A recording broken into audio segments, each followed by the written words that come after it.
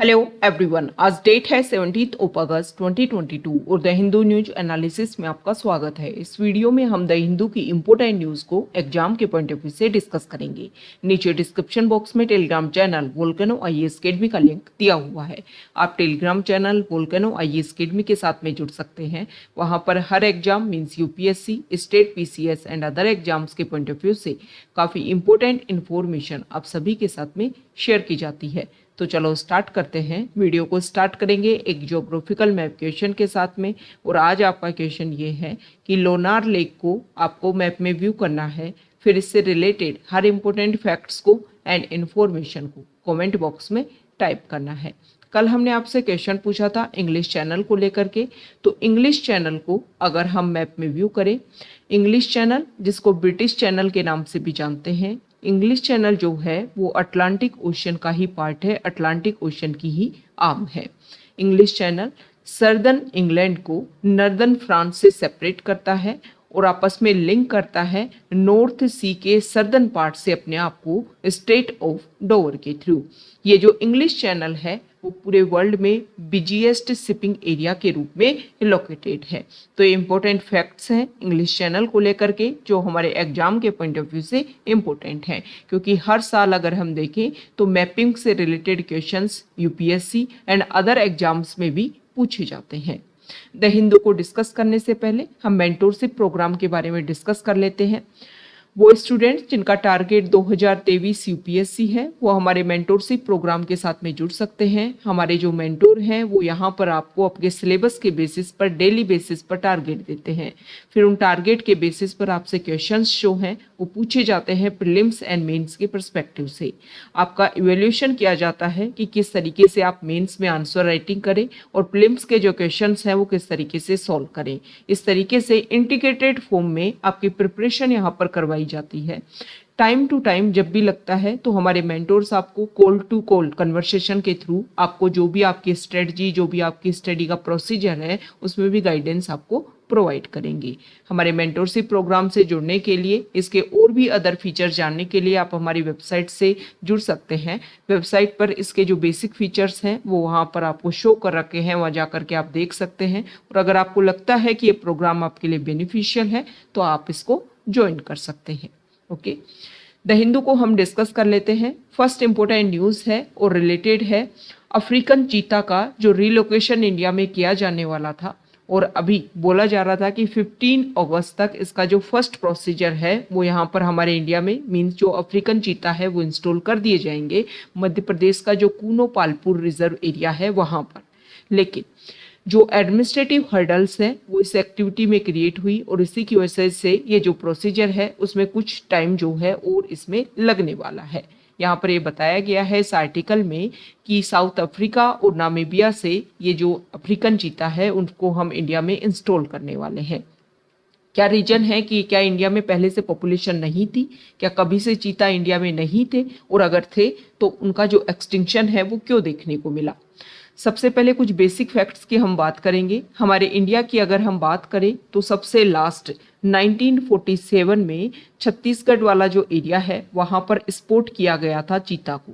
उसके बाद में इसकी जो कोई भी पॉपुलेशन या कोई भी इसका जो कोई भी चीता जो है वो इंडिया में नहीं देखा गया और 1952 में इंडिया में चीता को एक्सटिंक्ट कर दिया गया।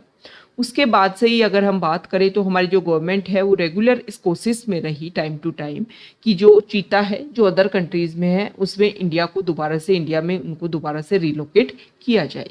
सबसे पहले इंडिया ने कोशिश की कि एशियाटिक जो चीता है उनको इंडिया में लाया जाए, रिलोकेट किया जाए। और अगर हम एशियाटिक चीता की बात करें तो इसकी जो जितने भी इसके मेंबर्स हैं, जितने भी इसकी संख्या है वो भी प्रेजेंट टाइम में सिर्फ ईरान जो कंट्री है उसमें मौजूद है और ऐसा बोलते हैं कि 100 से भी कम संख्या वहाँ पर बची हुई है। ये एक मेजर रीजन रहा कि जो एशियाटिक चीता हम इंडिया में रिलोकेट करने वाले थे उस प्रोसीजर के ऊपर यहाँ पर जो रिस्ट्रिक्शंस है वो देखने को मिली। उसके बाद में इंडिया ने कोशिश की कि जो अफ्रीकन चीता है उनको इंडिया में इंस्टॉल किया जाए, इंडिया में रिलोकेट किया जाए। और इसी प्रोसीजर के तहत नामीबिया और साउथ अफ्रीका जो कंट्री है उनके साथ में हमारा जो डिस्कशन है वो स्टार्ट हुआ। अब क्या रीजन रहा कि इंडिया में चीता होने के बाद में भी उनकी जो संख्या है वो टाइम के साथ में डिक्रीज होती हुई। जब भी हम किसी एनिमल की जो संख्या है उसमें अगर डिक्रीज हो रहा है तो उसके कुछ बेसिक रीजन होते हैं। सबसे पहले उसका जो हैबिटाट है, जहाँ पर रहने के लिए उसके अनुकूल जो परिस्थितियां हैं, सर्कमस्टेंसेज हैं, मतलब वो एरिया कम होता जा रहा है। तो चीता का भी जो हैबिटाट एरिया है वो टाइम के साथ में डिक्रीज होता गया। दूसरा, अगर हम बात करें प्रे, कोई भी वाइल्ड एनिमल उसको जीवित रहने के लिए उसके शिकार की भी जरूरत होती है, मतलब जिसके ऊपर वो डिपेंडेंट है, उन एनिमल की संख्या भी ठीक ठाक होनी चाहिए। तो जब हैबिटाट लॉस हुआ चीता का, तो उसके साथ में अदर एनिमल्स का भी हैबिटाट जो है लॉस हुआ होगा, मतलब प्रे की जो संख्या है वो भी टाइम के साथ में डिक्रीज हुई। इसके अलावा अगर हम बात करें तो इलीगल ट्रैफिकिंग जो होती है वो भी एक इम्पोर्टेंट रोल प्ले करती है किसी भी एनिमल की संख्या को डिक्रीज करने में। हैबिटाट लॉस होने का मेजर रीजन ये रहा कि हमारे इंडिया में टाइम के साथ में जो पॉपुलेशन है वो इंक्रीज हुई। पॉपुलेशन जब इंक्रीज हुई तो एग्रीकल्चर जो एरिया है उसके ऊपर फोकस करते हुए इस एरिया को भी इंक्रीज किया गया। जब एग्रीकल्चर एरिया इंक्रीज किया गया तो इसकी वजह से फॉरेस्ट एरिया जो है वो डिक्रीज हुआ। फॉरेस्ट कवर जब डिक्रीज होगा तो इसकी वजह से जो भी वाइल्ड एनिमल्स हैं उनकी पॉपुलेशन जो है डिक्रीज होगी, और जो ह्यूमन एनिमल कन्फ्लिक्ट जो है वो टाइम के साथ में इंक्रीज होता जाएगा। ओके, अब ये तो रीजन रहा है। इसके साथ में अगर हम बात करें तो क्लाइमेट चेंज जो है वो भी एक मेजर इशू यहाँ पर देखने को मिला। इसके अलावा डिफोरेस्टेशन जो है वो भी एक मेजर इशू रहा, जिसकी वजह से ना सिर्फ चीता और भी अदर एनिमल्स जो हैं उनकी संख्या भी इसी वजह से टाइम के साथ में डिक्रीज होती जा रही है। तो ये बेसिक फैक्ट्स हमने डिस्कस किए हैं चीता को लेकर के, जो हमारे एग्जाम के पॉइंट ऑफ व्यू से इम्पोर्टेंट है। सेकेंड इम्पोर्टेंट आर्टिकल है फ्रंट पेज पर ही, चाइना की जो वेसिल है युआन वांग फाइव, वो श्रीलंका का जो हम्बनटोटा पोर्ट है वहाँ पर आ गई है। और इसको लेकर के अगर हम बात करें तो काफ़ी लंबे टाइम से इसको लेकर के इंडिया और यूएस ने यहाँ पर अपना ऑब्जेक्शन क्रिएट किया था।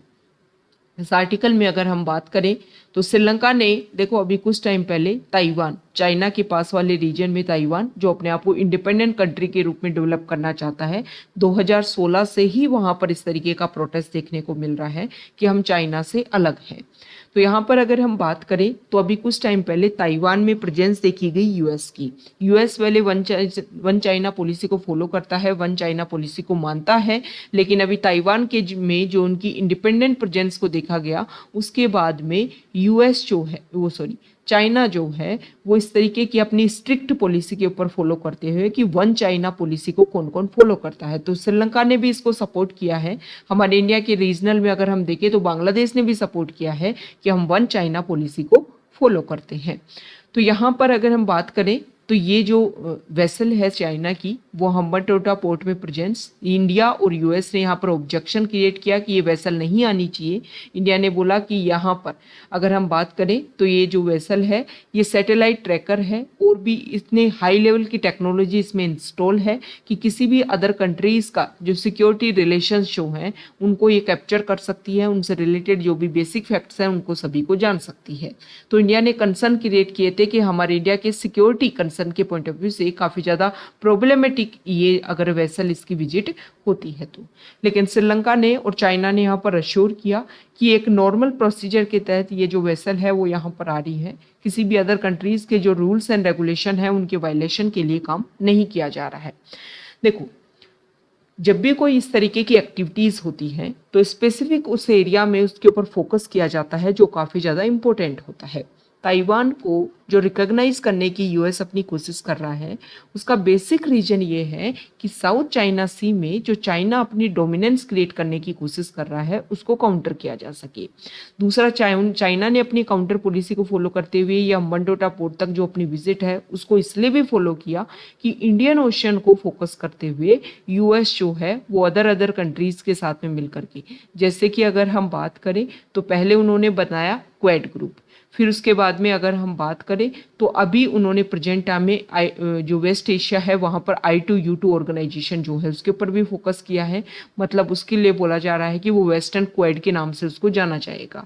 मतलब इनडायरेक्टली जो है वो इंडो पैसिफिक वाला जो रीजन है उसके ऊपर फोकस करने की यूएस कोशिश कर रहा है। तो चाइना जो है वो अपने डोमिनेंस के लिए काम कर रहा है, यूएस अपने डोमिनेंस के लिए काम कर रहा है, और दोनों ही कंट्रीज जो है वो अपनी प्रेजेंस को लेकर के इस तरीके की एक्टिविटीज़ में टाइम टू टाइम इन्वॉल्व रहते हैं, क्योंकि दोनों वर्ल्ड लेवल पर अपनी जो भी डोमिनेंस है उसको बनाए रखना चाहते हैं। ये जो आर्टिकल है वो बिहार में आप सभी को पता है कि अभी पॉलिटिकल इंस्टेबिलिटी हुई। प्रेजेंट टाइम में जो गवर्नमेंट थी, जो अलायंस था, उसमें एक तरीके से सेपरेशन देखने को मिला और फिर से आरजेडी और जेडीयू जो है उनमें दोबारा से अलायंस हुआ और अभी जो है गवर्नमेंट बनी है, नए मिनिस्टर जो है, मतलब कैबिनेट का वहाँ पर चुनाव किया गया है। ये जो आर्टिकल है वो फीफा को लेकर के है। अभी अगर हम देखें तो हमारे इंडिया में 11 अक्टूबर से 30 अक्टूबर तक अंडर 17 वीमेन वर्ल्ड कप होने वाला था फुटबॉल का। और यहाँ पर इंडिया फीफा जो सबसे हाईएस्ट अथॉरिटी है फुटबॉल गेम को लेकर के, उन्होंने इंडिया को सस्पेंड कर दिया है। इंडिया का ऑल इंडिया फुटबॉल फेडरेशन के ऊपर एलिगेशन लगाए गए हैं कि फीफा के जो भी रूल्स एंड रेगुलेशन हैं उनको ऑल इंडिया फुटबॉल फेडरेशन ने फॉलो नहीं किया है। जैसे कि यहाँ के जो हेड थे ऑल इंडिया फुटबॉल फेडरेशन के, वो प्रफुल्ल पटेल थे। उनकी टर्म जो है वो कंप्लीट हो गई, उसके बाद में भी वो अपनी पोस्ट पर बने रहे। तो इसी को लेकर के फीफा ने बोला है कि जिस एक्टिविटीज़ को, जिस इवेंट को यहाँ पर कंडक्ट होने वाला था, उसको लेकर के जो भी हमारे रूल्स एंड रेगुलेशन थे उनको भी फॉलो नहीं किया गया। और भी अदर एक्टिविटीज़ थी, उनके ऊपर जो एक बेसिक प्रोविज़न होना चाहिए उनको फॉलो नहीं किया गया है। अब इसको लेकर के जो हमारी सेंटर है, उन्होंने सुप्रीम कोर्ट को इसको लेकर के क्वेश्चनिंग की है कि इसमें एक इंटरवीन किया जाए और जो भी इशू हैं AIIF को लेकर के उनको सोल्व किया जाए, ताकि जो हमें इवेंट हम होस्ट करने वाले थे वो जो प्रोसीजर है वो बना रहे और इंडिया इस इवेंट को होस्ट करे। अभी प्रेजेंट टाइम में अगर हम देखें तो चेन्नई में जो शतरंज जो होता है, चेस जो होता है, उसका ओलंपियाड कंडक्ट करवाया गया। इस तरीके की जो स्पोर्ट्स इवेंट्स हैं उसके लिए टाइम टू टाइम इस तरीके के स्टेटमेंट आते हैं कि हमारे इंडिया में इस तरीके के स्पोर्ट्स इवेंट जो हैं वो कंडक्ट होने चाहिए, ताकि हमारा जो यूथ है उसमें स्पोर्ट्स के लिए भी अवेयरनेस जो है वो क्रिएट हो सके। ये जो आर्टिकल है, आप सभी को पता है कि कश्मीर में अगर हम बात करें तो वहाँ पर इंस्टेबिलिटी जो है वो अभी एक जो है वो बनी हुई है। पीस जो है वो अभी एक स्टेबल फॉर्म में वहाँ पर एस्टेब्लिश नहीं हो पाया है। कश्मीरी पंडित, उनको एक मिलिटेंट्स ने गोली मार दी है जिससे उनकी डेथ हो गई है। इस तरीके की एक्टिविटी अगर हम बात करें तो कश्मीर में रेगुलर देखने को मिलती है। यही एक बेसिक रीजन है जिसकी वजह से वहाँ की पॉपुलेशन और गवर्नमेंट के बीच में जो बिलीफ की कमी है वो एक बेसिक रीजन जो है वो ये प्ले करता है। जब तक वहाँ पर इस तरीके की टेररिज्म एक्टिविटीज़ को रोका नहीं जा सकेगा, तब तक ये जो प्रॉब्लम है कि कश्मीर में जो एक अलगाववाद की, जो एक सेपरेटिज्म की जो एक सिचुएशन है, उसका बेसिक रीजन यही है कि टेररिज्म एक्टिविटी उन सारी चीज़ों को इफेक्ट करने की कोशिश करती है। तो अगर हमें कश्मीर को इंडिया का पार्ट और एक स्टेबल फॉर्म में जो है उसको इंटीग्रल फॉर्म में इंडिया का पार्ट हमें बनाना है, तो हमें एक बिलीफ जो है, जो वहाँ के लोगों में कमी है हमारी गवर्नमेंट को लेकर के, वो हमें क्रिएट करना होगा कि उनकी सिक्योरिटी जो है वो हमारी प्राइम रिस्पॉन्सिबिलिटी है और इसी के ऊपर फोकस करने के लिए हम सारे काम कर रहे हैं। नेक्स्ट इंपॉर्टेंट आर्टिकल है पेज नंबर 7 पर। यहाँ पर जो फर्स्ट इमेज जो आपको दे रखी है ये है नेशनल वॉर मेमोरियल की, और यहाँ पर इंडियन एयरफोर्स के जो हेलीकॉप्टर हैं उन्होंने यहाँ पर कुछ फ्लावर पेटल्स शो हैं वो यहाँ पर शो किए। Flag in ceremony of Indian air force mountain terrain biking expedition at the national war memorial new Delhi. हमारे लिए इम्पोर्टेंट हो जाता है नेशनल वॉर मेमोरियल। इससे रिलेटेड बेसिक फैक्ट्स को हम डिस्कस करेंगे। देखो, जो नेशनल वॉर मेमोरियल जो है, नेशनल वॉर मेमोरियल जो है वो नेशनल मॉन्यूमेंट है और इसको इसलिए बनाया गया था कि इंडिपेंडेंट इंडिया में जो भी वॉर हुई उसमें हमारे इंडिया के आर्मी के मेंबर्स ने, सोल्जर्स ने जो भी हमारे इंडिया के लिए पे किया, उनके ओनर को याद करने के लिए ये नेशनल वॉर मेमोरियल बनाया गया है।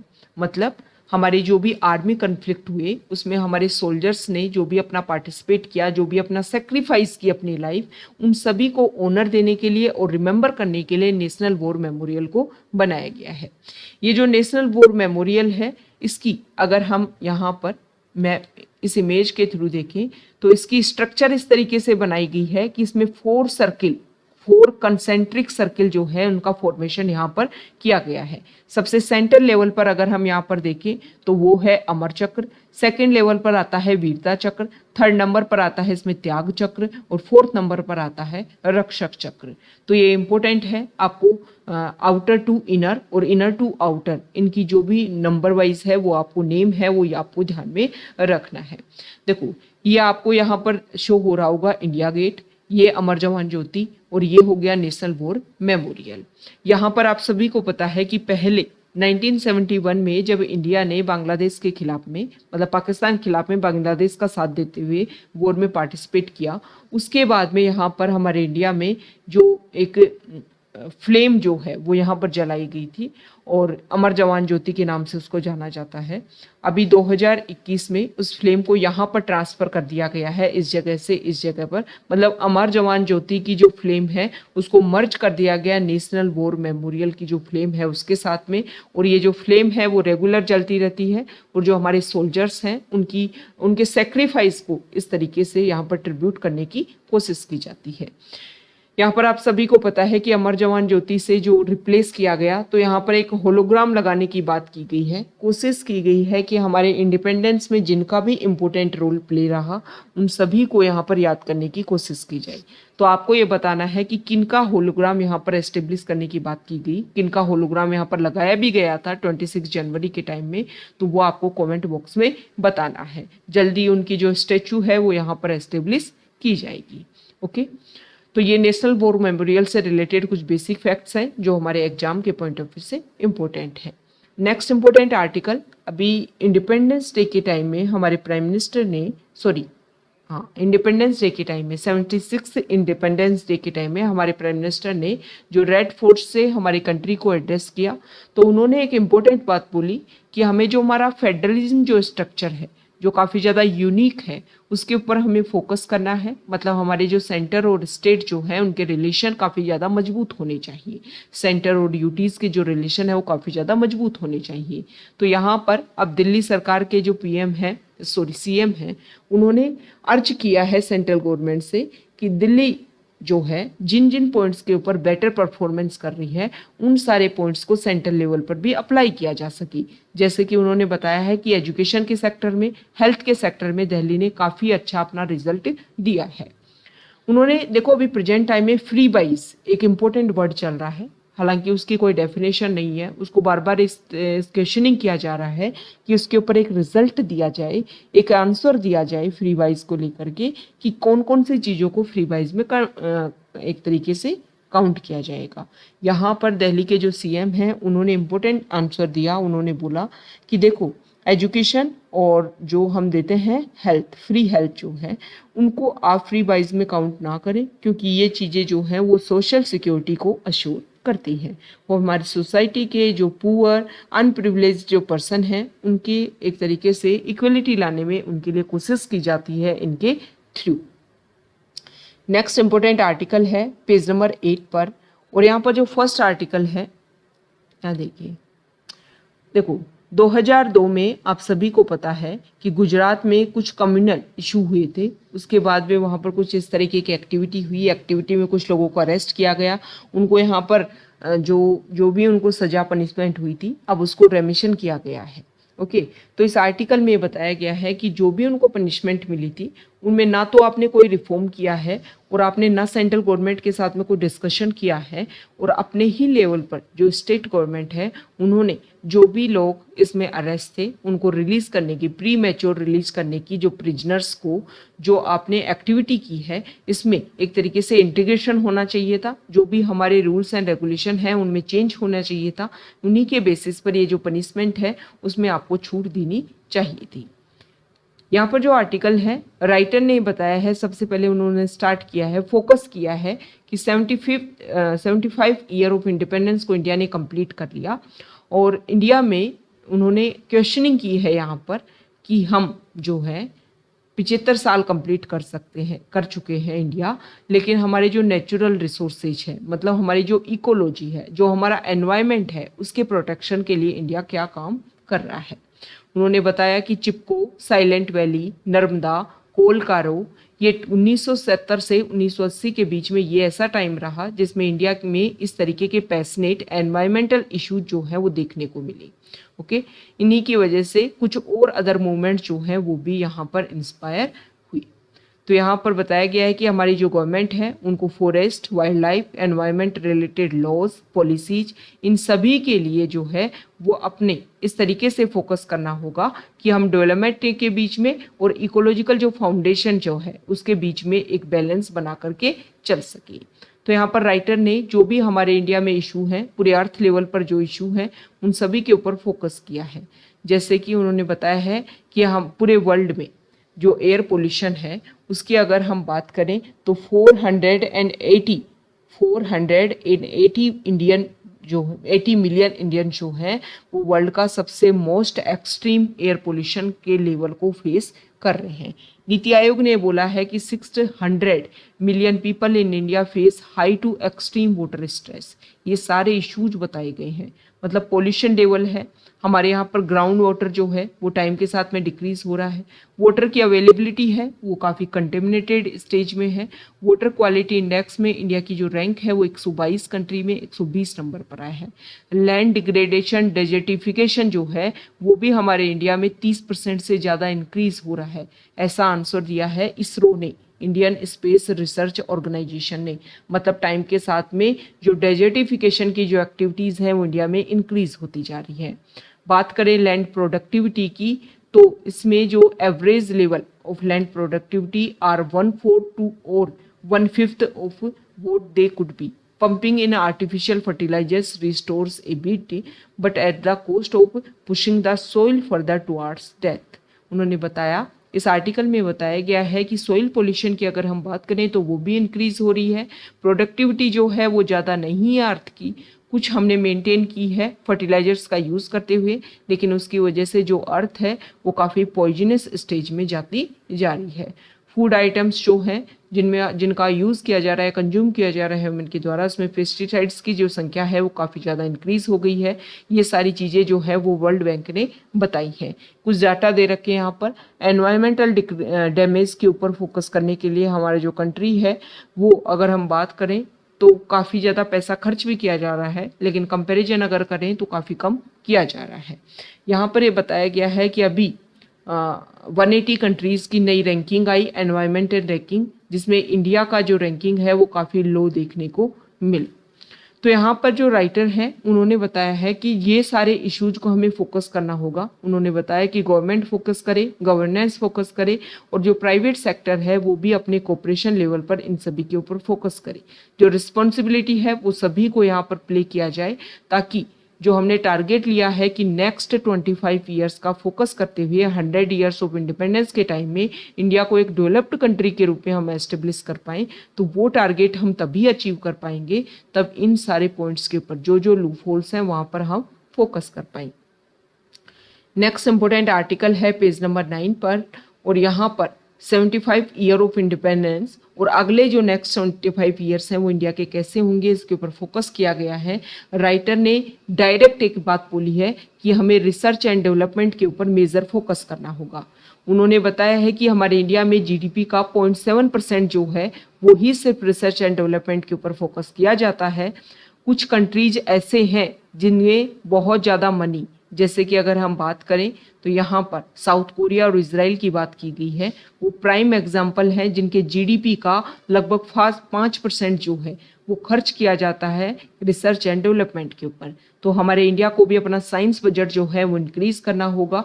मेजरली इसमें फोकस किया गया है कि हमें अपने इंफ्रास्ट्रक्चर के ऊपर फोकस करना होगा, और इंफ्रास्ट्रक्चर की अगर हम बात करें तो हमारी जो कॉलेज यूनिवर्सिटीज़ हैं उनके ऊपर हमें मेजरली में फोकस करना होगा कि वहाँ पर जो हमारी एजुकेशन है वो इस तरीके की स्किल बेस हो, रिसर्च एंड डेवलपमेंट के बेसिस पर हो, ताकि आने वाले टाइम जो है वो इंडिया के लिए काफ़ी ज़्यादा बेनिफिशियल है।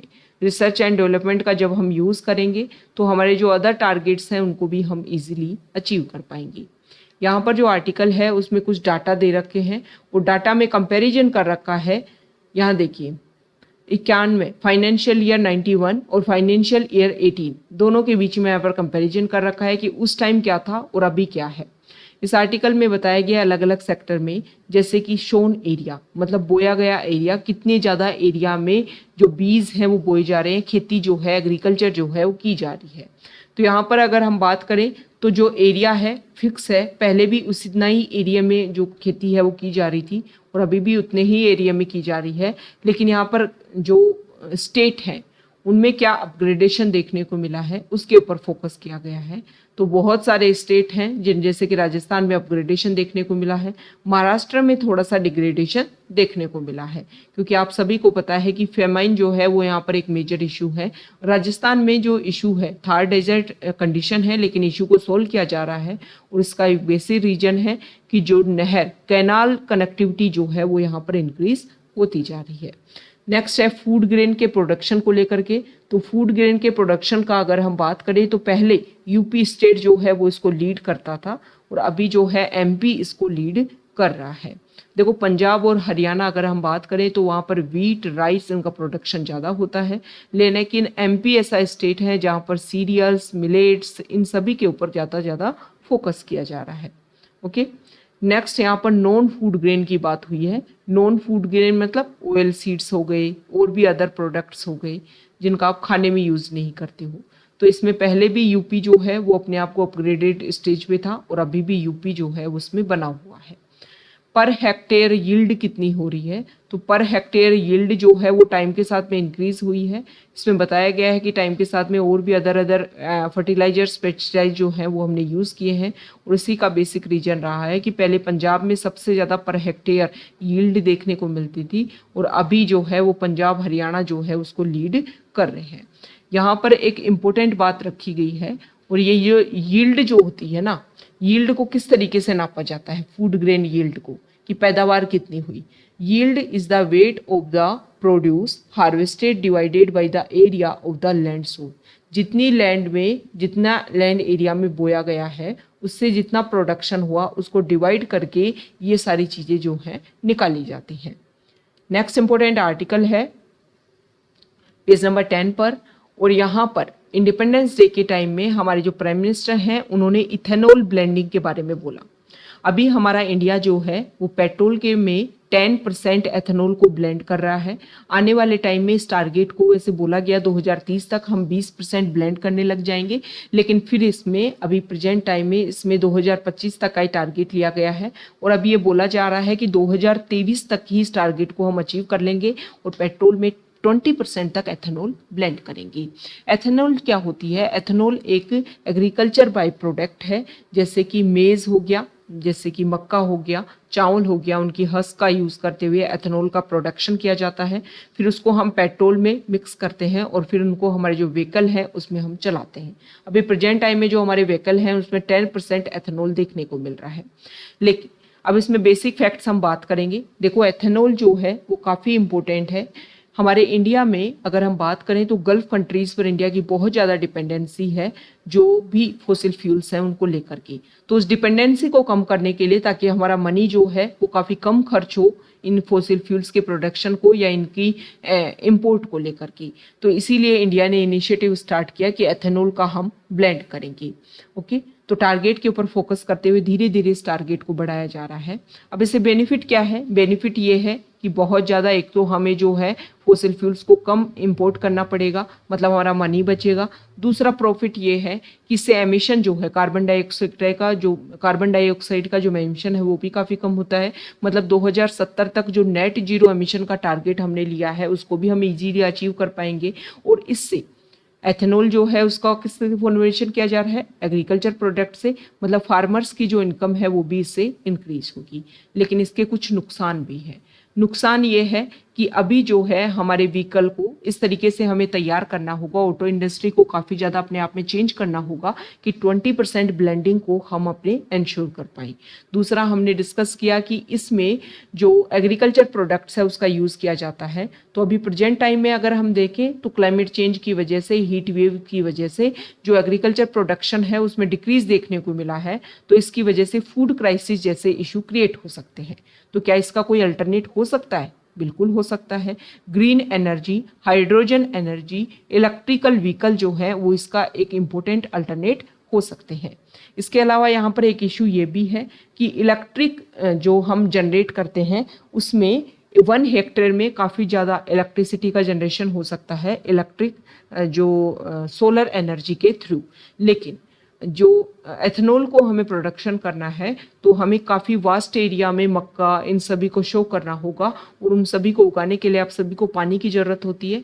मतलब हमें अगर हम कंपैरिजन करें सोलर एनर्जी की और एथेनॉल की तो काफ़ी ज़्यादा एक तरीके से प्राइस हाई होता है एथेनॉल का और उसकी वजह से काफ़ी इफेक्ट भी देखने को मिलता है। अभी प्रेजेंट टाइम में जो ब्राज़ील है उन्होंने इन सारे टारगेट्स को अचीव किया है। उन्होंने टारगेट लिया था कि 2021 तक हम मैक्सिमम 27% तक एथेनॉल को ब्लेंड करेंगे और वो इस टारगेट को अचीव भी कर चुके हैं। नेक्स्ट इंपॉर्टेंट आर्टिकल है पेज नंबर 14 पर और यहाँ पर मुस्लिम कम्युनिटी में एक इशू है और तलाक-ए-हसन। तलाक-ए-हसन क्या होता है? इसमें मुस्लिम कम्युनिटी में जो मैन होते हैं वो अपनी वाइफ को हर 1 महीने मतलब 3 महीने तक ये प्रोसीजर चलता है और हर 1 महीने में एक बार वो तलाक बोलते हैं। तो इसी को लेकर के पिटीशन डाली गई कि इसको रेगुलेट किया जाए और यूनिफॉर्म सिविल कोड लाया जाए। तो इसमें जो हमारे जुडिशरी है उन्होंने बोला है कि तलाक-ए-हसन जो है ये प्रैक्टिस इम्प्रॉपर नहीं है। देखो इसमें पिटीशन में बोला गया कि जो वीमेन है उनको यहाँ पर इक्वलिटी नहीं मिलती। तो जुडिशरी ने बोला कि कैसे इक्वलिटी नहीं मिलती? वीमेन जो है वो खुला एक प्रोसीजर होता है मुस्लिम कम्युनिटी में, उस खुला के थ्रू जो है अपनी मैरिज कॉन्ट्रैक्ट को जो है ख़त्म कर सकती है। बस उनको जो भी डाउरी है, जो भी महर जो दिया जाता है उस टाइम, वो वहाँ पर उसमें जो भी डिसीजन लेना होता है उसी के थ्रू जो है वो खुला के प्रोसीजर को इम्प्लीमेंट किया जा सकता है। तो आप ऐसे तो नहीं बोल सकते कि ये जो प्रोसीजर है वो इम्प्रॉपर है। नेक्स्ट यहाँ पर इंडिपेंडेंस डे के टाइम में हमारे इंडिया में सुपर वासुकी एक ट्रेन जो है वो चलाई गई। इसमें मतलब ये जो ट्रेन है वो 3.5 किलोमीटर लंबी ट्रेन है और इसमें एक बार में ही 27,000 टन कोल जो है वो लाया जा सकता है। मतलब एक जो हमारा पावर जनरेशन सेंटर है उसमें एक दिन के लिए जो कोल को वो एक ही टाइम में यहाँ पर अवेलेबिलिटी इस ट्रेन के थ्रू करवाई जा सकती है। 3000 मेगावाट का पावर प्लांट जो है उसकी फुल डे के लिए जो कोल की ज़रूरत होती है उसको एक ही बार में जो अवेलेबिलिटी है वो करवाई जा सकती है। नेक्स्ट इंपॉर्टेंट आर्टिकल है फॉरेन पेज पर। यहाँ पर 2 इशू हम डिस्कस करेंगे, एक तो श्रीलंका क्राइसिस है और दूसरा ताइवान वाला। ताइवान वाला तो हमने फ्रंट पेज पर डिस्कस कर ही लिया कि वहाँ पर क्या इशू है। नेक्स्ट यहाँ पर है तालिबान। सबसे पहले तालिबान वाला डिस्कस करते हैं। तालिबान ने ये डिसाइड किया है कि जो भी यूनिवर्सिटीज़ क्लासेज हैं उनमें रिलीजन से बेसिस जो एजुकेशन है उस पर ज़्यादा फोकस किया जाएगा।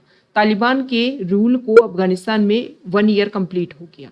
अब इससे क्या क्या इशू जो है वो सोल्व हुए और क्या क्या इशू बने रहे। तालिबान ने कुछ पॉइंट्स के ऊपर फोकस किया था कि पहले उनके टर्म में 1996 से 2001 के बीच में जो उनका टर्म था और उसमें जो इशू थे उन इशू को हम सोल्व करेंगे, मतलब चिल्ड्रन और वीमेन के जो राइट्स हैं उनको इंश्योर करेंगे। लेकिन ऐसा कुछ भी नहीं हुआ। टाइम के साथ में अभी प्रेजेंट टाइम में 1 साल का जो टाइम हुआ है 2021 में उन्होंने यहाँ पर अपनी पावर गेन कर ली थी अफगानिस्तान में। तो वीमेन की जो एजुकेशन है वो काफ़ी ज़्यादा कम हुई है।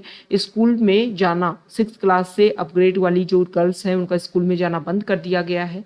इसके अलावा अगर हम बात करें तो वीमेन का जो वर्किंग प्लेस है वहाँ पर भी वीमेन की संख्या जो है वो काफ़ी ज़्यादा कम हुई है।